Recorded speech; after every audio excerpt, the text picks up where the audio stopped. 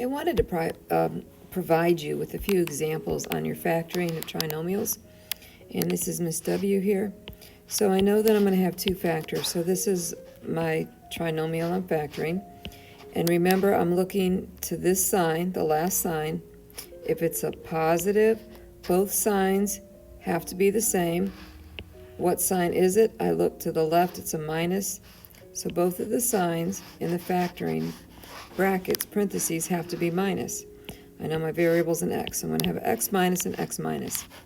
So now I'm going to look at 90. What numbers can I multiply by 90? Two numbers can I multiply to get 90? And I could go on and on. Let's see, 2 and 45.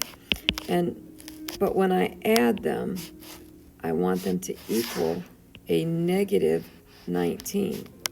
So multiplying, these are products, but when I add this is 91, so those numbers won't work. This is 47, and actually I should have negatives with them. So that's negative 47, so that doesn't work. And I would go down and I would find factors. What about negative 9 times negative 10? Well, that equals my 90, and if I add those, that's negative 19. That's what I'm looking for, negative 19. So I would put a minus 9 and a minus 10 is my answer. And it doesn't matter which order you do this. You could have x minus 10 in parentheses, x minus 9. Just make sure you're having your parentheses in there. Let's do another one. I want you to get comfortable with this, and I'll try not to give so many details as we go on. So let's see. What's a new one? So let's just go something simple. X squared plus x minus 2. I look to this one, this sign here. If it's negative, my signs are always going to be opposite. So x plus and x minus. And I need, remember there's a 1 here, so I need factors of negative 2 that are going to add up to a positive 1, and they have to be opposite signs. So if I do a negative 2 times 1, that's negative 2. If I add them, I get a negative 1. I need a positive 1, so that's not it.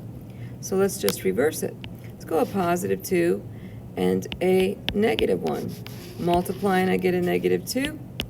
Adding it, I get a positive 1. So it's a positive 2. The positive has to go with the plus. The negative 1 has to go with the minus. So that would be your factor. That's how I'd enter it in. Let me do one more. Just hopefully this will help you. And I'm willing to do more. Hopefully you come to Zoom session or email me a screenshot. So here again, I know I'm going to have two factors. I know my first is going to be an x and an x.